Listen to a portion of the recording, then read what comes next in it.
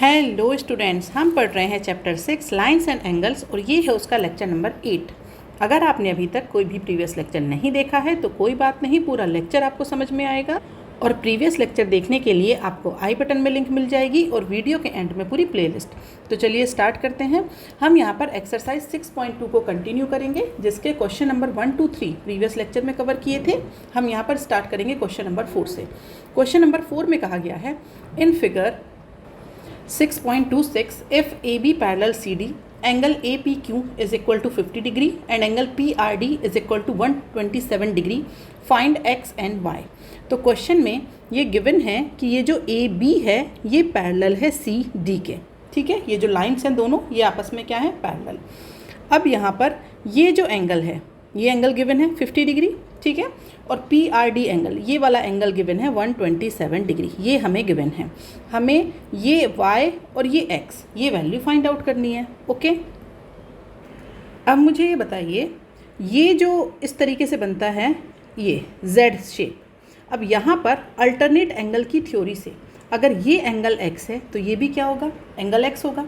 तो यहाँ पर देखिए, यहाँ पर अगर मैं इसकी बात करूँ, ये यहाँ पर अल्टरनेट एंगल वाली थ्योरी लग जाएगी, ठीक है। ये अगर एंगल 50 है तो ये भी क्या हो जाएगा, एंगल 50 हो जाएगा। तो अब आप यहाँ पर लिख सकते हैं by alternate angle, by alternate angle x is equal to 50 degree, ठीक है। या फिर आप यहाँ पर इस तरीके से पूरा लिख दीजिए, angle APQ is equal to angle PQR is equal to 50 degree. और ये जो एंगल x है ये हमारा क्या है, PQR ही है। तो ये जो हमारा एंगल x है ये हो गया 50 डिग्री। तो एंगल x तो हमारा इजीली आ गया। अब हम बात करेंगे एंगल y की। अब ये एंगल y कैसे निकलेगा? तो एंगल y निकालने के लिए कई तरीके हैं। एक तो क्या है, ट्रायंगल वाला मेथड। ट्रायंगल वाले मेथड में क्या है, ये देखिए, ये है 127 डिग्री। अब ये जो पूरा है ये क्या बनेगा, एक लीनियर पेयर बनेगा। तो अगर ये 127 डिग्री है तो अगर मैं ये कहूँ कि इसे मैं मान लूँ एंगल z, तो ये जो एंगल z है ये कैसे निकलेगा, ये निकलेगा 180 degree minus 127 degree. That means आप इसे कह सकते हैं 53 डिग्री, ओके। तो यहाँ पर ये जो है हमारे पास एंगल z ये हो गया 53 डिग्री। अब मुझे बताइए कि ये जो है ये क्या है, ये है एक ट्रायंगल। अब इस ट्रायंगल में angle x plus angle y plus angle z ये कितने होंगे, 180 डिग्री। तो यहाँ पर अब हम कह सकते हैं कि जो हमारे पास angle x plus angle y plus angle z ये कितने हैं, 180 डिग्री। एंगल x कितना था, 50।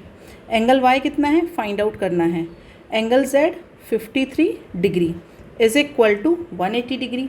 तो अब यहाँ से जब आप एंगल y फाइंड आउट करेंगे तो ये कितना हो जाएगा, 77 डिग्री।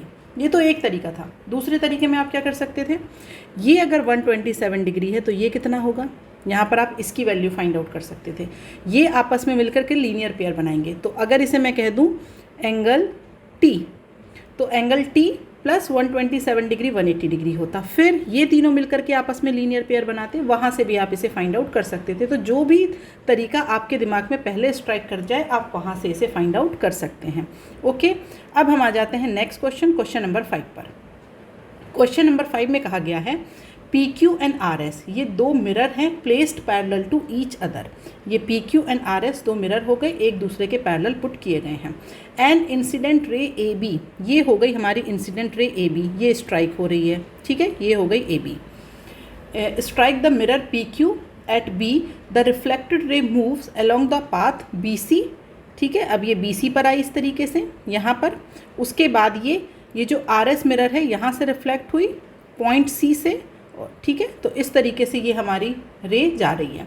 अब ये कहा गया है कि यहाँ पर ये PQ एंड RS ये दो पैरेलल मिरर रखे गए हैं, इस तरीके से ये रिफ्लेक्ट हो रही है। तो हमें ये प्रूव करना है कि ये जो रे है ये AB और ये CD ये आपस में पैरेलल है। तो हमें यहाँ पर इन दोनों रेस को आपस में पैरेलल प्रूव करना है, ओके। तो अब हम लिख लेते हैं क्या हमें गिवन है और क्या हमें फाइंड आउट करना है। तो क्वेश्चन में हमें गिवन है कि ये जो PQ है ये पैरेलल है RS मिरर के, ठीक है। अब ये जो AB है ये एक रे है, फिर उसके बाद हमारे पास CD ये एक रे है, सॉरी BC, पहले BC लिखिए, AB, उसके बाद BC और उसके बाद CD, ये हमारे पास क्या है, रे हैं, ओके। और हमें प्रूफ क्या करना है, हमें प्रूफ करना है कि ये जो AB रे है ये पैरेलल है CD रे के, ये हमें क्या करना है, ये हमें प्रूफ करना है। तो अब देखिए प्रूफ कैसे करेंगे। प्रूफ करने के लिए एक छोटा सा पहले एक साइंस का कॉन्सेप्ट है वो देखने वाले हैं, फिर हम इसे प्रूफ करेंगे। जैसे ये एक मिरर है, ओके, तो ये हमारा एक मिरर हो गया। अब इस मिरर पर एक रे आती है, ये रे आ गई, फिर क्या होती है, ये रे जो है ये रिफ्लेक्ट हो जाती है इस तरीके से। तो अब अगर हम यहाँ पर एक नॉर्मल ड्रॉ करें, ये हो गया एक नॉर्मल ड्रॉ, मतलब नॉर्मल का मतलब ये है कि अगर हमारा मिरर था AB और ये जो नॉर्मल मैंने ड्रॉ किया है CD, तो ये जो AB है ये हमारा परपेंडिकुलर होगा CD के, हमने नॉर्मल ड्रॉ किया। तो अब इस नॉर्मल के रिस्पेक्ट में अगर मैं इसे कहूँ कि ये इंसिडेंट एंगल है I और ये है हमारा रिफ्लेक्टेड एंगल R, तो हमेशा I = R होते हैं। From science concept we know that, okay.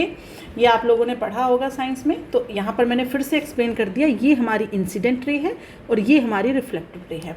तो जब एक मिरर पर एक इंसिडेंट रे आई फिर वो रिफ्लेक्ट हो गई, तो अगर हम एक नॉर्मल ड्रॉ करें तो इंसिडेंट एंगल उस नॉर्मल के रिस्पेक्ट में इंसिडेंट एंगल और नॉर्मल के रिस्पेक्ट में रिफ्लेक्टेड एंगल, ये हमारे क्या होते हैं, इक्वल होते हैं। अब इसी कॉन्सेप्ट को हम यहाँ यूज़ करेंगे। अब हम क्या करेंगे, draw a normal for mirror PQ and RS। इन दोनों के लिए हम क्या करेंगे, इसमें नॉर्मल ड्रॉ करेंगे। तो ये मैंने ड्रॉ कर दिया नॉर्मल, यहाँ पर भी ये मैंने ड्रॉ कर दिया नॉर्मल, ठीक है। ये हमने यहाँ पर दोनों जगह नॉर्मल ड्रॉ कर दिए। अब ये तो नॉर्मल ड्रॉ हो गए। अब यहाँ पर देखिए ये हो जाएगा इंसिडेंट, ओके, इसे मैं कह दूँ एंगल 1, ये हो गया रिफ्लेक्टेड, ये हो गया एंगल 2। ऐसे ही ये मैंने कहा इंसिडेंट, एंगल 3 ले लिया, ये हो गया रिफ्लेक्टेड, इसे मैंने ले लिया एंगल 4। क्लियर है, ठीक है। यहाँ पर जो एंगल 1 है इंसिडेंट को मैंने, ये इंसिडेंट है, यहाँ पर ये 3 है, ये इंसिडेंट है।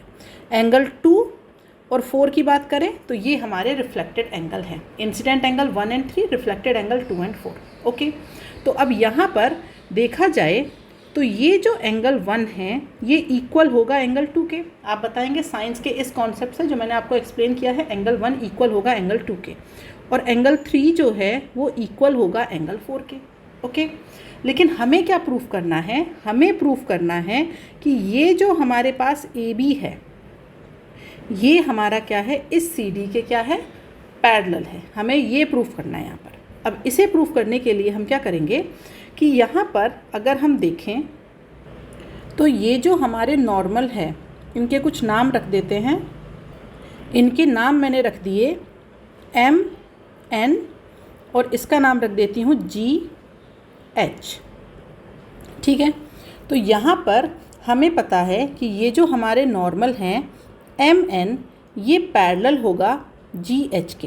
क्यों होगा, क्योंकि ये जो हमारे RS हैं और PQ हैं ये आपस में पैरेलल हैं। अब इस PQ पर हमने एक नॉर्मल डाला, इस RS पर हमने एक नॉर्मल डाला, तो ये भी क्या होंगे, पैरेलल होंगे। चूँकि आप यहाँ पर लिख सकते हैं बिकॉज कि जो हमारे PQ हैं वो पैरेलल है RS के, ठीक है, PQ पैरेलल है RS के। और ये जो MN और GH हैं ये क्या है, ये उन पर नॉर्मल है।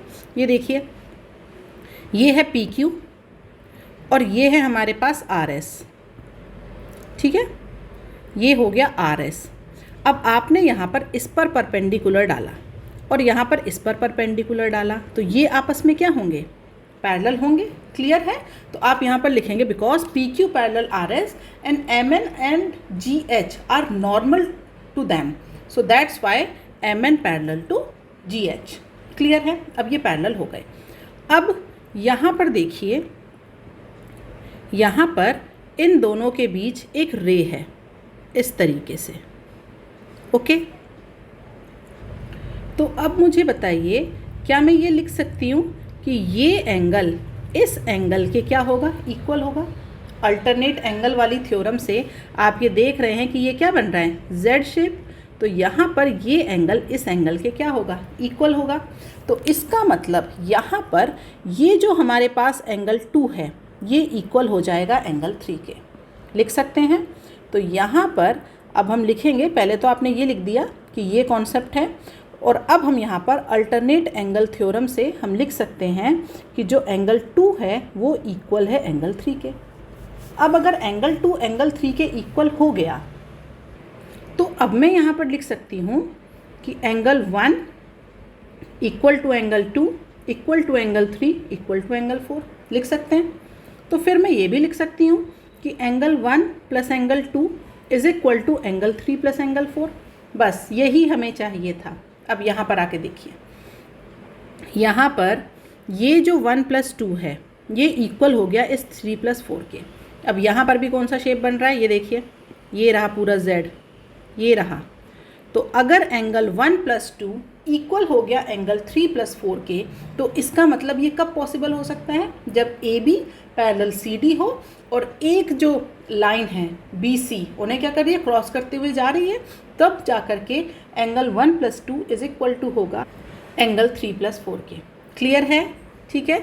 तो अब यहाँ पर हम मेंशन कर सकते हैं, अगर ये हो गया दैट मीन्स, अब आप लिख सकते हैं सो दैट